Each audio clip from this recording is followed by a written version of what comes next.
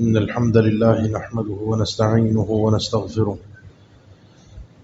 ونعوذ بالله من شرور أنفسنا ومن سيئات أعمالنا من يهده الله فلا مضل له ومن يضلل فلا هادي له وأشهد أن لا إله إلا الله وحده لا شريك له وأشهد أن محمدا عبده ورسوله يا أيها الذين آمنوا اتقوا الله حق تقاته ولا تموتن إلا وأنتم مسلمون يا أيها الناس اتقوا ربكم الذي خلقكم من نفس واحدة وخلق منها زوجها وبث منهما رجالا كثيرا ونساء واتقوا الله الذي تساءلون به والأرحام إن الله كان عليكم رقيبا يا أيها الذين آمنوا اتقوا الله وقولوا قولا سديدا يصلح لكم أعمالكم ويغفر لكم ذنوبكم ومن يطع الله ورسوله فقد فاز فوزا عظيما أما بعد فإن أصدق الكلام كلام الله وخير الهدي هدي محمد صلى الله عليه وسلم وشر الأمور محدثاتها وكل محدثة بدعة وكل بدعة ضلالة وكل ضلالة في النار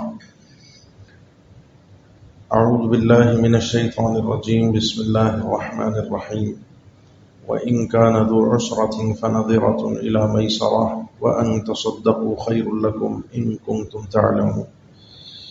اس کو آواز کو تھوڑا ہلکا کر دیں، آواز ہلکی کر دیں.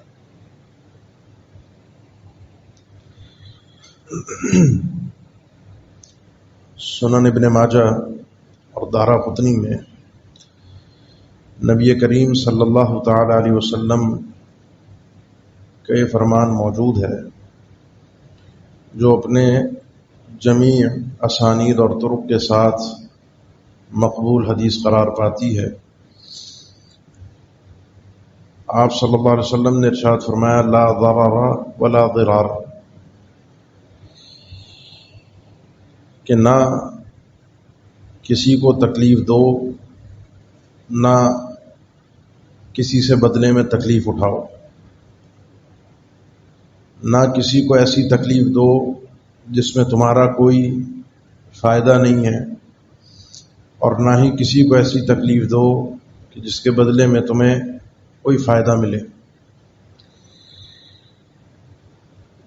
یہ فرمان آپ صلی اللہ علیہ وسلم کا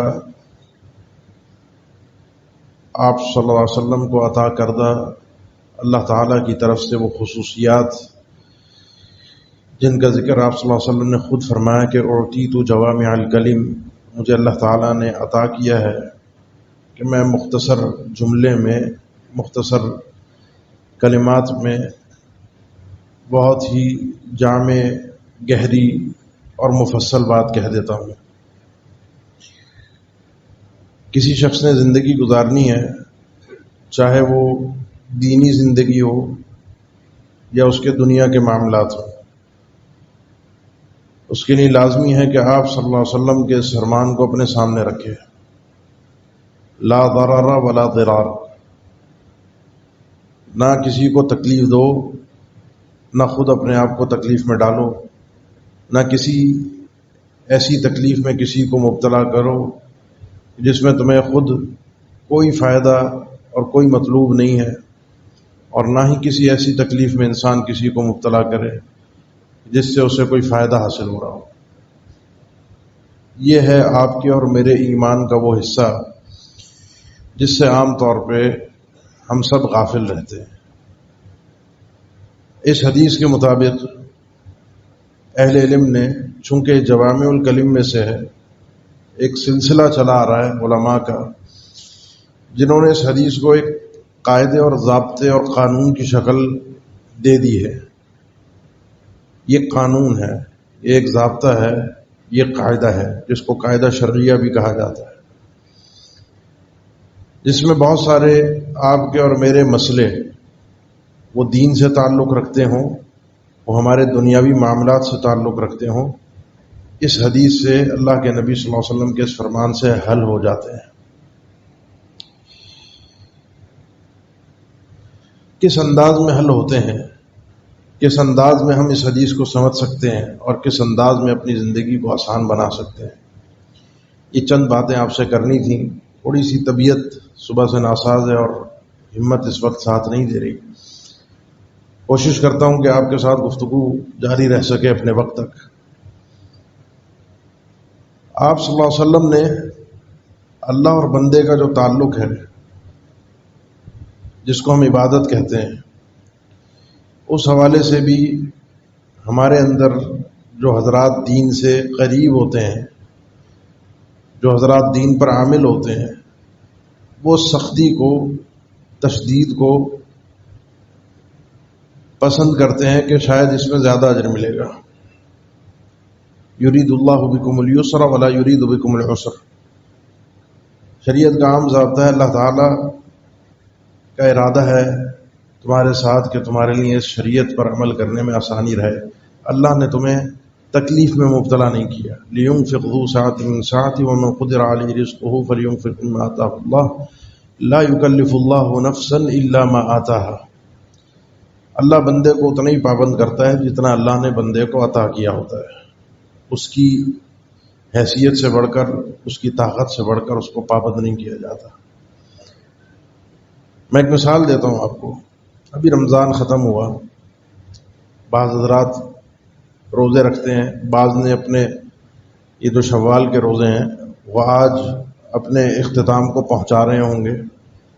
اچھی بات ہے، نیکی کے کام میں انسان کو جلدی کرنی چاہیے، لیکن اس چیز میں کوئی سختی نہیں ہے۔ پورے شوال میں انسان نے روزے رکھنے، اور نہ ہی آپ کا، ہمارا ایک معروف ہے کہ کل آنے والا دن جو ہوگا جس میں آپ کے 6 روزے پورے ہو جائیں گے، جنہوں نے رکھے تو یہ سمجھتے ہیں ان کی عید جو ہے وہ شوال کی 8 تاریخ کو ہوگی، اور وہ اس کو اپنی عید قرار دیتے ہیں۔ ایسا شریعت میں کوئی ضابطہ نہیں ہے۔ کسی کو اگر کسی بیماری کی وجہ سے روکا بھی جائے، ان 6 روزوں کے حوالے سے کسی مسئلے کی وجہ سے روکا بھی جائے، کہا بھی جائے کہ اس روزے کو بعد میں بھی انسان رکھ سکتا ہے، تو وہ سمجھتے ہیں شاید مجھے کوئی نیکی کے کام سے روکا جا رہا ہے۔ عقل مند آدمی وہ ہوتا ہے، سمجھدار آدمی وہ ہوتا ہے جس کو ہمارے اردو میں ایک مثال دیتے ہیں، ایک تیر سے 2 شکار۔ اللہ نے آپ کو پیر اور جمعرات کا روزہ بھی دیا ہے، اس کا بھی ایک ثواب ہے۔ اس دن انسان روزے سے ہو تو اس کو فضیلت حاصل ہو جائے گی۔ اعمال پیش ہو رہے ہیں، وہ روزے کی حالت پہ تھا، اس کا عمل پیش ہو گیا۔ اب اگر انسان یہ 6 روزے اپنے، ایک فائدے کی بات کر رہا ہوں، یہ کوئی شرعی ضابطہ نہیں ہے، کوئی قرآن و حدیث میں پیش کردہ اصول نہیں ہے، وہ اپنے یہ 6 روزے بھی ان پیر جمعرات کے ساتھ ملا کے رکھ لیتا ہے تو وہ ڈبل فائدہ حاصل کر لیتا ہے۔ اسی طریقے سے کچھ لوگ اپنے اوپر سختی کرتے ہیں عبادت کے معاملے میں۔ اللہ نے جتنی انسان کو طاقت دی ہے، جتنی حیثیت دی، اس حساب سے کرے۔ جہاں رخصت ہو، جہاں اجازت ہو، وہاں انسان اللہ کی دی ہوئی رخصت کو پوری شرح صدر کے ساتھ قبول کرے۔ آپ صلی اللہ علیہ وسلم نے ارشاد فرمایا کہ اللہ تعالیٰ کو ایسے ہی پسند ہے کہ جس طرح اس کے عزائم پر، جو اللہ تعالیٰ نے ہمیں احکامات دیے ہم اس پر عمل کرتے ہیں۔ ان اللہ یحب ان تؤتى رخصه کما یحب ان تؤتى عزائمه، جس طرح اللہ کے اصل احکامات پر ہم عمل کریں اللہ کو یہ پسند ہے، اسی طریقے سے اللہ نے جس معاملے میں بندے کو رخصت دی ہے اللہ پسند کرتا ہے اللہ کی دی ہوئی رخصت کو بندہ قبول کرے۔ تکلیف میں مبتلا کرنا، اپنے آپ کو عذاب میں ڈالنا عبادت کے معاملے میں یہ مقصود نہیں ہے اللہ تعالیٰ کا۔ ہماری تہذیب مقصود ہے، ہماری صفائی مقصود ہے، ہمارا تزکیہ مقصود ہے، ہماری صفائی مقصود ہے، ہمیں اللہ کے قریب ہونا ہے۔ انسان جب اپنے آپ کو تکلیف میں عذاب میں مبتلا کرتا ہے وہ محسوس نہیں کر پاتا عبادت کی لذت کو اور مٹھاس کو۔ بہت سے ہمارے احباب ابھی عمرے پر گئے رمضان میں، جتنوں سے مل سکا یا جتنوں کا پتہ چلا ان کو ایک پیغام دینے کی کوشش کی کہ جب عمرے پر جائیں جلد بازی نہ کریں، جائیں وہاں پہنچیں آرام کریں۔ آپ کا یہاں سے وہاں تک کا سفر وہ آپ کو ایک تھکا دیتا ہے۔ کھا پی کر ٹھنڈے ٹائم پر، ایسے وقت میں کہ جس وقت آپ کی ہمت بحال ہو، اس وقت عمرے کے لیے جائیں، کیونکہ اس وقت وہاں پہنچنا عمرے کے لیے مطاف تک پہنچنا وہ ایک الگ عمرہ ہے، آپ کے ہوٹل سے آپ کے مطاف تک پہنچنے کا، یہ سفر کی تھکاوٹ، یہ ساری چیزیں۔ اس میں ہوتا کیا ہے؟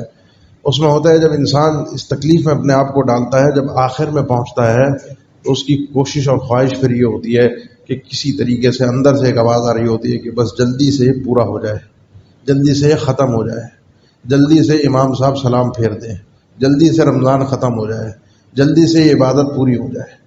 یہ جب انسان کے دل میں کیفیت پیدا ہونے لگے تو آپ یہ سمجھ لیجئے جو عبادت کا اصل مقصود تھا میں اس تک پہنچ نہیں پایا، اور اس کی وجہ یہ تھی کہ میں نے اپنے آپ کو عذاب میں مبتلا کیا ہے۔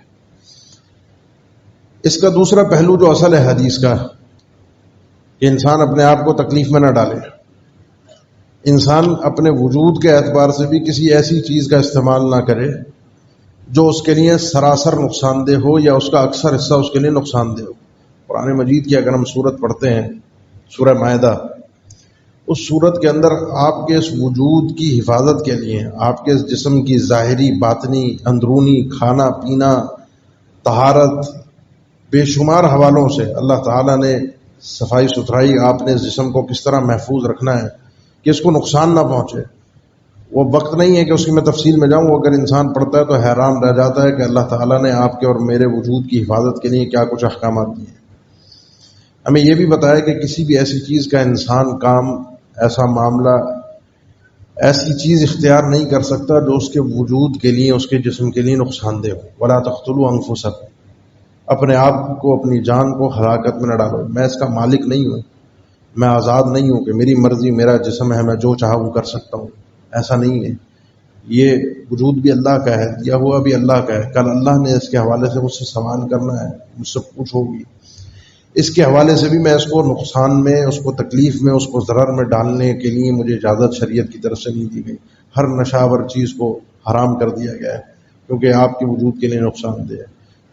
شدید پیٹ بھر کے کھانا اور مستقل پیٹ بھر کے کھانا کھانا، اللہ کے نبی صلی اللہ علیہ وسلم نے فرمایا کہ ما ملا ابن آدم بیعا شرا من بطن، انسان جو کوئی بھی کہیں بھی کوئی چیز رکھتا ہے، کوئی برتن بھرتا ہے، اس میں سب سے بدترین جو برتن وہ بھرتا ہے وہ اس کا اپنا پیٹ ہے، جسے وہ فل اگر بھرتا ہو۔ یہ چیز قابل قبول نہیں ہے۔ یا آپ کا وجود جو ہے آپ کے لیے اللہ کی طرف سے امانت ہے، اس کا خیال رکھنا، اس کی حفاظت کرنا، اس کو نقصان سے محفوظ رکھنا، یہ عقل مند آدمی کی نشانی ہے۔ ولا ضرار، انسان کسی کو تکلیف میں مبتلا نہ کرے۔ اس حدیث کے میں نے دو مفہوم ذکر کیے، لا ضرار ولا ضرار، نہ خود تکلیف، نہ کسی کو تکلیف دو، نہ خود تکلیف برداشت کرو۔ اور ایک ہے کہ دوسروں کو تکلیف دینے میں ایسی تکلیف کہ جس کا تمہیں پلٹ کر فائدہ ہو یا فائدہ نہ ہو، کسی بھی اعتبار سے تم کسی دوسرے کو نقصان نہیں پہنچا سکتے۔ کچھ لوگوں کی نفسیات ہوتی ہیں، شریر نفسیات، شر ان کے اندر ہوتا ہے، ان کے وجود کے اندر کینہ اور حسد بھرا ہوتا ہے کچھ لوگوں کا، کہ ان کا مقصود یہ ہوتا ہے کہ میری ذات سے کسی کو کوئی فائدہ نہ پہنچے، میں نے نقصان ہی نقصان پہنچانا ہے۔ اس کے بیوی بچے بھی اس سے تنگ ہوتے ہیں، اس کے ماں باپ بھی اس سے تنگ ہوتے ہیں۔ عورت ہے تو اس کا شوہر اس سے تنگ ہے، اس کی ماں اس سے تنگ ہے، اس کی بہو اس سے تنگ ہے، اس کی ساس اس سے تنگ ہے، اس کی بہن اس سے تنگ ہے، اس کے سارے آس پاس کے رشتہ اولاد اس سے تنگ ہے، اس کے پڑوسی اس سے تنگ ہیں، اس کے دیگر رشتہ دار اس سے تنگ ہیں۔ کچھ لوگ آپ کو نظر آئیں گے اس قسم کے، ان کی طبیعت ایسی ہوتی ہے کہ بس دوسروں کے لیے نقصان کا باعث بننا ہے، دوسروں کو میری ذات سے کسی بھی طرح سے کوئی راحت اور سکون نہ مل سکے۔ اگر انسان اس انداز کا منبع شر بن جائے کہ بس میں نے نقصان ہی نقصان پہنچانا، مجھے فائدہ ہو نہ ہو اس کی مجھے پرواہ نہیں ہے۔ عقل مند تو چلیں کسی حد تک سمجھ لیں کہ دنیاوی اعتبار سے کوئی کسی کو نقصان پہنچا کر اپنا فائدہ کر رہا ہے تو ہضم کر لے آدمی، لیکن وہ بھی شریعت کی نظر میں قابل قبول نہیں ہے۔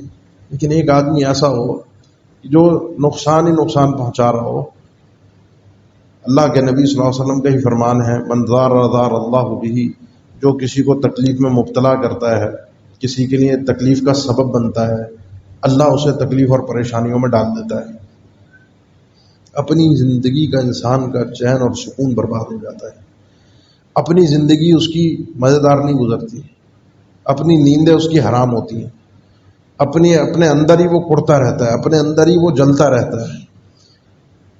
اور جب انسان کی کیفیت اس انداز کی ہو، اس سے بڑی اس کے لیے اپنے لیے اذیت اور تکلیف کیا ہوگی۔ اس لیے کوشش کیجیے کہ اپنی ذات سے دوسروں کو فائدہ پہنچے۔ قرآن مجید میں اللہ تعالیٰ نے دوسروں کو تکلیف دینے کے اعتبار سے کچھ چیزیں ذکر فرمائی ہیں، میں ان کو بھی ذکر کرتا ہوں، کچھ چیزیں ہمارے معاشرے میں اس حساب سے پائی جاتی ہیں، ان کو بھی سمجھ لیں گے ساتھ ساتھ۔ خاص طور پر میاں بیوی کے تعلق سے اللہ تعالیٰ نے ارشاد فرمایا کہ وَلَا تُمْسِكُوهُنَّ ضِرَارًا لِتَعْتَدُوا وَمَن يَفْعَلْ ذَلِكَ فَقَدْ ظَلَمَ نَفْسَهُ۔ اپنی بیوی کو بیوی بنا کر رکھتے ہو، روک کر رکھتے ہو اپنے پاس، تو اس کو تکلیف دینے کے لیے مت رکھو، ضرر دینے کے لیے، پریشان کرنے کے لیے۔ اس کو چونکہ وہ تمہارے عقد نکاح میں ہے، اس کو رکھ لیا، اب اس کے اوپر اذیتوں کے پہاڑ توڑ رہے ہو۔ وَمَن يَفْعَلْ ذَلِكَ فَقَدْ ظَلَمَ نَفْسَهُ۔ جو آدمی ایسا کام کرتا ہے، آج کے دور میں تو عورت آزاد ہو گئی ہے، آج سے 15-20 سال پہلے تک بھی اتنی آزاد نہیں تھی، وہ سہتی تھی مظالم۔ اچھا، تالی دونوں ہاتھ سے بچتی ہے، کہیں عورت ظلم کرتی ہے، کہیں مرد، لیکن اکثر و بیشتر چونکہ مرد کو جسامت کے اعتبار سے، اپنے وجود کے اعتبار سے اللہ تعالیٰ نے فوقیت دی، جو طاقت مرد کے پاس ہے وہ عورت کے پاس نہیں ہے، جو صلاحیتیں کمانے کے اعتبار سے، مال کے اعتبار سے مرد کے پاس ہیں وہ عورت کے پاس نہیں۔ اسی لیے اللہ نے ذمہ لگایا ہے مرد کے کہ تم نے کما کر محنت کر کے اس کو لا کر دینا ہے، ان کے کھانے پینے رہنے سہنے کا بندوبست تمہاری ذمہ داری ہے۔ کسی کو طلاق بھی دے دو اپنی بیوی کو، اور طلاق رجعی ہو تو لا تخرجوهن من بيوتهن ولا يخرجن الا ان ياتين بفاحشة مبينة۔ طلاق رجعی میں عورت کو تم اپنے گھر سے نہیں نکال سکتے، اور نہ ہی وہ اس گھر سے خود سے نکل کے جائیں گی، رہنا اپنے شوہر کے گھر ہی ہے جب تک طلاق رجعی کی، جس کو ہم عدت کہتے ہیں، وہ پوری نہ ہو جائے۔ ان کا کھانا پینا رہنا سہنا سارا تمہارے ذمہ ہے، اس کو تکلیف میں مبتلا نہ کرو۔ جو شخص ایسا کرے گا وہ اس پر ظلم نہیں کر رہا، اس عورت پر ظلم نہیں کر رہا، وہ اپنے آپ پر ظلم کر رہا ہے۔ وَمَن يَفْعَلْ ذَلِكَ فَقَدْ ظَلَمَ نَفْسَهُ۔ اس نے اپنے آپ پر، اپنی جان پر ظلم کیا ہے، کیونکہ اس ظلم کا انجام، اس ظلم کا نتیجہ اسے ہی بھگتنا پڑے گا۔ یہ جو خاص طور پر میاں بیوی کے تعلق ہیں، کہ پچھلے زمانے میں تو چلتا ہے یہ تھا، جب اسلام تھا نہیں، طلاق دیتے تھے، عدت پوری ہونے کے قریب آتی تھی، پھر رجوع کرتے تھے، پھر اس کو روک کے رکھتے تھے، پھر طلاق دیتے تھے، یہ کھیلتے رہتے تھے تاکہ یہ عورت آزاد ہو کے کہیں اور شادی نہ کرے، اور اس کو میں اپنی زوجیت میں رکھ کے اس کے حقوق بھی ادا نہ کروں۔ کتنے ہمارے معاشرے میں آپ لوگ آتے ہیں، مسئلے ذکر کرتے ہیں، آپ بھی واقف ہوں گے، اسی معاشرے کے رہنے والے ہیں، شوہروں کے مسائل آتے ہیں، خرچہ نہیں دیتا، بیوی بچوں کی کوئی ذمہ داری نہیں اٹھاتا، گھر سے باہر رہتا ہے، سفر پر جان بوجھ کے باہر رہنا، جان بوجھ کے اپنا وقت باہر برباد کرنا، گھر سے جان بوجھ کے بیوی بچوں سے بھاگنے کے لیے، یہ ظلم ہے۔ یہ ظلم اس انسان کا ان پر نہیں ہے، اپنے آپ پر ہے، کیونکہ اس کا جواب اس نے دینا ہے۔ تو یہ جو گھریلو ماحول کے حوالے سے ہمارے یہاں جو کیفیت بنی ہوئی ہے، یہ جو ظلم ہم نے ڈھائے ہوئے ہیں، جو ظلم کی داستانیں ہمارے یہاں رقم ہے، یہ لا ضرر ولا ضرار، انسان اپنے آپ کو بھی تکلیف میں ڈالتا ہے، دوسرے کو بھی تکلیف میں ڈالتا ہے۔ اس کی اپنی زندگی جو کسی کو تکلیف میں مبتلا کرتا ہے، میں اگر ہوں، میں خود چین اور سکون کی زندگی نہیں گزار سکتا، میں خود اطمینان کے ساتھ نہیں رہ سکتا، یہ عذاب میرے اپنے اوپر ہوتا ہے، یہ ظلم میرے اپنے اوپر ہوتا ہے۔ اس لیے شریعت کے ان قواعد و ضوابط کو سمجھنا بہت ضروری ہے۔ کاروباری معاملات کے اندر کوئی اگر شخص پریشان ہے، جس سے آپ نے پیمنٹ لینی ہے، رقم لینی ہے، اور آپ کو پتہ ہے کہ وہ پریشان ہے، ایک تو ہے نا کہ وہ ٹال رہا ہے، ایک تو ہے وہ روٹین ہے مارکیٹ کی، اس کے بارے میں تو آپ صلی اللہ علیہ وسلم کا فرمان ہے مثل الغنی ظلم، جس آدمی کے پاس ہو اور وہ دے نہ رہا ہو، جس نے اس نے قرضہ اتارنا ہے، کسی کے پیسے دینے ہیں اور ہیں اس کے پاس، غنی ہے، اور وہ معاملے کو کھینچے جا رہا ہے، لٹکایا جا رہا ہے، یہ اس کی طرف سے ظلم ہے، یہ ظالم آدمی ہے۔ جس کے پاس نہیں ہے، اللہ تعالیٰ نے فرمایا کہ اگر کوئی مجبور ہے، تنگ دست ہے، تو اس کے لیے آسانی پیدا کر دو، ان کا نذر عسرۃ فنظرۃ الی میسرۃ، اس کو آسانی دے کر رکھو، اس کو ڈھیل دے کر رکھو، اس کو مہلت دے کر رکھو۔ کاروباری معاملات کے اندر فإن صدقا وبینا بورک لہما فی بیعہما، دونوں نے، خریدار اور بیچنے والا، سچ بولتے ہیں، معاملے کو بالکل کلیئر رکھتے ہیں، ایک ایک چیز کو واضح، کوئی چیز چھپا کر نہیں رکھتے۔ کچھ پوائنٹ ہوتے ہیں ہمارے ذہنوں میں، جی کلیئر نہ کرنا، بتا دیا کلیئر ہو گیا تو معاملہ خراب ہو جائے گا، بعد میں دیکھیں گے، نہیں، یہ اگر شروع میں اگر کلیئر کر دیں تو ان کے سودے میں برکت ہو جاتی ہے. چھپا کر رکھتے ہیں، جھوٹ بولتے ہیں تو ان کے سودے سے فَإِن كَذَبَ وَكَتَمَ مُحِقَتْ بَرَكَتُ بَيْعِهِمَا، ان کی اس سودے سے، اس کاروبار سے برکت کو اللہ تعالیٰ اٹھا لیتا ہے. اب یہ جب ہم کاروبار کرتے ہیں اس میں بہت ساری صورتیں ایسی ہوتی ہیں جس میں انسان کو فائدہ ہو نہ ہو وہ نقصان پہنچا رہا ہوتا ہے دوسروں کو. بلا وجہ مارکیٹ میں کسی چیز کے ریٹ بڑھوانا بلا وجہ. آج کل تو یہ چیز بہت چل گئی، ان کے ریٹ ایک جگہ فکس ہو ہی نہیں رہے. ہر چیز جب بھی نیا مال پیچھے سے سٹاک آ رہا ہے مارکیٹ سے تو اس کے ریٹ بڑھ کر آ رہے ہیں. اب وہ بلا وجہ کے جو ریٹ بڑھوانے ہیں وہ آپ شکلیں صورتیں آپ جو کاروباری حضرات ہیں جو مارکیٹ میں بیٹھے ہیں وہ جانتے ہیں. ہم جب دوسرے پر ظلم کر رہے ہوتے ہیں نا اس طرح کے ریٹ بڑھا کر بلا وجہ کے، بیع النجش یہی ہے نا. آپ صلی اللہ علیہ وسلم نے منع فرمایا، حرام قرار دیا، نہا عن بیع النجش. وہ یہی بیع ہے کہ انسان نے لینا نہیں ہے، خریدنا نہیں ہے، فائدہ اس کو کچھ بھی نہیں ہے، بولی لگتی ہے، وہ صرف بھاؤ بڑھواتا رہتا ہے تاکہ خریدار کو فائدہ ہو جائے. اسی کا پارٹنر ہوتا ہے، اس سے کچھ ملے حصہ نہ ملے وہ الگ بات ہے. لیکن بلا وجہ بغیر خریداری کی نیت سے مارکیٹ میں ریٹ بڑھوا دینا، یہ اللہ کے نبی نے اس کو حرام قرار دیا ہے. ہم تو سمجھ رہے ہیں ہم چیمپئن بن گئے نا، ہم تو بڑا میں نے تیر مار دیا اس طریقے سے ریٹ بڑھا کے، مجھے تو فائدہ ہو گیا. وہ انسان اپنے آپ پہ ظلم کر رہا ہوتا ہے. یہ ایک چیز کے ریٹ میں نے بڑھایا نا تو 10 چیزیں جو میری ضرورت کی ہیں پیچھے وہ بھی کھیلنے والے بیٹھے ہیں، وہ میری ضرورت کی چیزوں کے ریٹ بڑھا رہے ہیں اور یہ چکی چل رہی ہے، پس رہے ہیں، ہر کوئی ایک دوسرے کو پیس رہا ہے. اس لیے لا ضرر ولا ضرار، انسان اپنے آپ کو اس انداز میں زندگی کو گزارے کہ نہ کسی کو تکلیف دے اور نہ خود تکلیف برداشت کرے، نہ ایسی تکلیف دے. اس حدیث کا ایک مفہوم، آخری مفہوم یہ بھی سمجھ لیجئے جو اہل نے ذکر کیا ہے، ایسی تکلیف جو انسان کے قصد سے ہو، نیت سے ہو کہ میں نے کسی کو تکلیف پہنچانی ہے، اور نہ ایسی تکلیف کسی کو دے جو اس کی بغیر نیت کے ہو، بغیر قصد کے ہو. بغیر نیت اور قصد کے تکلیف کسی اور کو کیا ہوتی ہے؟ آپ اپنے گھر میں ہیں، اپنے گھر میں آپ پانی دے رہے ہیں، صفائی کر رہے ہیں اور روڈ پہ پانی جا کے کھڑا ہو گیا. آپ کی نیت نہیں تھی کہ روڈ پہ پانی کھڑا ہو، گزرنے والوں کو تکلیف ہو، کسی کے اوپر چھینٹیں آئیں، کسی کے لیے پریشانی کا باعث بنے. آپ نے اپنا کام نپٹانا تھا، آپ نے اپنا کام کیا، لیکن وہ آپ کا اپنا کام دوسروں کے لیے تکلیف کا باعث بن گیا. آپ نے تو اپنی قربانی کی، اپنا جانور چلایا، سنت ابراہیمی کو پورے جوش اور جذبے کے ساتھ ذبح کیا، بیچ روڈ کے اوپر گائے ذبح کی، دھوم دھڑکے کے ساتھ روڈ بند کر دیا. پھر اس کی جو باقیات تھیں، جو غلاظتیں تھیں، جو خون تھا، جو علائشیں تھیں، وہ بھی روڈ کے اوپر چھوڑ کے چلے گئے. ہمارا کام تھوڑی ہے اٹھانا. روڈ کے اوپر کوئی اپنا کام کروایا، کوئی لائن ڈلوائی، کوئی کام کیا، کھدائی کروائی، اب وہ کھدا پڑا ہے. جگہ جگہ آپ جائیں، ہمارے روڈ بنتا ہے، روڈ بننے کے تیسرے چوتھے دن کسی کو کوئی لائن، کوئی گٹر کی لائن، کوئی پانی کی لائن، کسی اور چیز کا کوئی مسئلہ یاد آ جاتا ہے اور وہ کھد جاتا ہے. اب جب وہ کھدتا ہے نا تو سالوں تک آپ دیکھیں گے وہ جگہ ایسی ہوگی کہ وہاں سے گاڑی گزرتے ہوئے دھکا اور جھٹکا کھا کر جائے گی. جتنے لوگ اس اذیت کو سہ رہے ہیں، جتنے لوگ اس اذیت کو سہ رہے ہیں، یہ صرف ان کے لیے اذیت نہیں، یہ اس کھڈا کھودنے والے کے لیے اذیت ہے جس نے کھود کر اس کو ایسے ہی چھوڑ دیا لوگوں کے لیے تکلیف کے لیے. یہ تکلیف کی وہ صورتیں ہیں جن پر ہم توجہ نہیں دیتے، ہم سمجھتے ہیں یہ تو میرا کام تھوڑی ہے.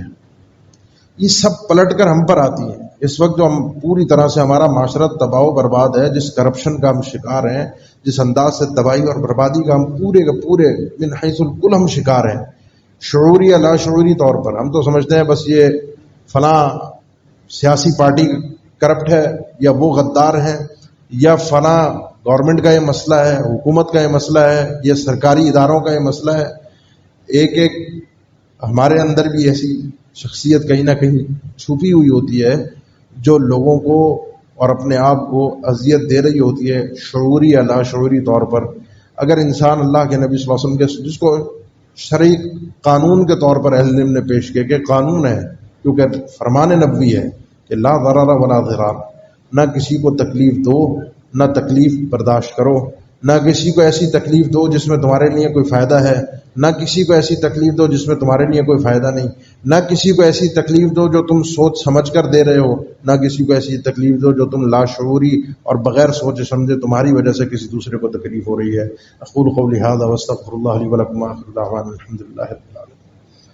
الحمد للہ علی احسانہ وشکر لہ علی توفیقہ وامتنانہ واشہد ان لا الہ الا اللہ وحدہ لا شریک لہ تعظیما لشأنہ وأشهد أن محمدا عبده ورسوله الداعي إلى رضوانه صلى الله عليه وعلى آله وأصحابه وإخوانه وسلم تسليما كثيرا أما بعد۔ دین کے معاملے میں، عبادت کے معاملے میں کوئی شخص تکلیف میں اپنے آپ کو مبتلا کرتا ہے یا کسی دوسرے کو مبتلا کرتا ہے۔ سنن ابی داؤد کی حدیث ہے، صحابہ کرام سے ایک سفر میں ہی سوال ہوا اور کرنے والے بھی ان کے اپنے ساتھی تھے۔ سر میں زخم تھا، نہانے کی ضرورت پیش آ گئی، پوچھا کہ نہایا جائے یا تیمم سے گزارا ہو جائے۔ انہوں نے کہا نہانا ہے تو نہانا ہے، رخصت تو اس صورت میں جب پانی نہ ہو۔ وہ شخص نہا لیا، نہایا تو زخم پر پانی پڑا، زخم پر سر میں زخم تھا، وہ شخص دنیا سے رخصت ہو گیا۔ آپ صلی اللہ علیہ وسلم نے فرمایا کہ قتلوہ قتلہم اللہ، ان لوگوں نے اپنے اس فتوے کی وجہ سے اس آدمی کو قتل کیا ہے، اللہ ان لوگوں کو برباد کر دے۔ یہ دوسرے کو ناسمجھی میں، لاشعوری کیفیت میں تکلیف میں مبتلا کرنا ہے عبادت کے معاملے میں۔ ایک خاتون کا آپ صلی اللہ علیہ وسلم کے سامنے تذکرہ ہوا، ایک بلی نمازی بھی ہے، روزے دار بھی ہے، عبادت گزار بھی ہے، لیکن بلی کو اس نے باندھ کر رکھا تھا، نہ اس کو آزاد چھوڑا کہ وہ جا کر خود اپنی زندگی کھا پی کے زندہ رہ سکے، اور چونکہ باندھ کر رکھا تھا تو ذمہ داری اس کی تھی کہ اب اس کو کچھ کھانے پینے کو دیتی۔ وہ بھوکی پیاسی مر گئی۔ آپ صلی اللہ علیہ وسلم نے فرمایا کہ یہ خاتون باوجود اس کے کہ دیندار تھی، عبادت گزار تھی، اس بلی کی وجہ سے جہنم میں گئی ہے، یہ فی النار، یہ جہنم میں ہے۔ یہ تکلیف دینا عبادت کے معاملے میں یا دنیاوی معاملات میں۔ ہم تو بات کر رہے تھے انسانوں کی، شریعت نے جانوروں تک کے لیے بھی تکلیف دینے کی ہمیں اجازت نہیں دی۔ کسی جانور کے سامنے چھری تیز کرنا، یہ جانور کے سامنے جانور ذبح کرنا، یہ بھی شرعی مقاصد کے تحت درست نہیں ہے۔ آپ صلی اللہ علیہ وسلم نے تو یہ تک ارشاد فرمایا کہ چھری تیز کر کے جایا کرو، ان اللہ کتب الاحسان علی کل شیء، جب جانور ذبح کرنے جاؤ تو یہ احسان تو ہر چیز پر فرض ہے، چھری تیز کرو تاکہ جانور جلدی ذبح ہو جائے، اس کو زیادہ اذیت اور تکلیف میں مبتلا نہ کرو کہ چھری کن دو اور وہ پھرتی رہے اور جانور تکلیف سہتا رہے۔ یہ اگر یہ چیزیں ہم سمجھ کر اپنی زندگی میں اپنا لیں، یہ سننے کے لیے، مزے کے لیے کانوں میں بڑی اچھی لگتی ہیں۔ ایک مسئلہ ہمارا یہ ہے۔ دوسرا مسئلہ یہ ہے کہ جب ہم یہ باتیں سنتے ہیں نا تو ہم سمجھتے ہیں یہ برائیاں میرے اندر نہیں ہیں، ساری برائیاں پورے معاشرے کے اندر ہیں، میں پاک باز ہوں۔ کبھی بھی اپنے آپ کو اس کٹہرے میں کھڑا ہی نہیں کرتا کہ میں یہ جج کر سکوں کہ ان برائیوں کے اندر میں بھی مبتلا ہوں، یہ میری اپنی شکل ہے اور میں اپنی اصلاح کی بھی کوشش کر سکوں، میں اپنے آپ کو بدلنے کی کوشش کر سکوں۔ جس دن اس نقطے کا آغاز ہو گیا اپنے آپ سے اصلاح کا، اپنی غلطی کا احساس کا، اور کوئی کیا کر رہا ہے، معاشرے میں کیا ہو رہا ہے، انہوں نے اپنے عمل کا جواب دینا ہے۔ ان کی غلطی کی وجہ سے اس غلطی کے جواز کو بنا کر میں خود غلطی میں مبتلا ہو جاؤں، میں خود غلط کرنا شروع ہو جاؤں، شاید یہ بارگاہ الہی کے اندر جواب مجھے آزاد نہ کروا سکے۔ اللہ ہمیں سمجھنے کی توفیق عطا فرمائے۔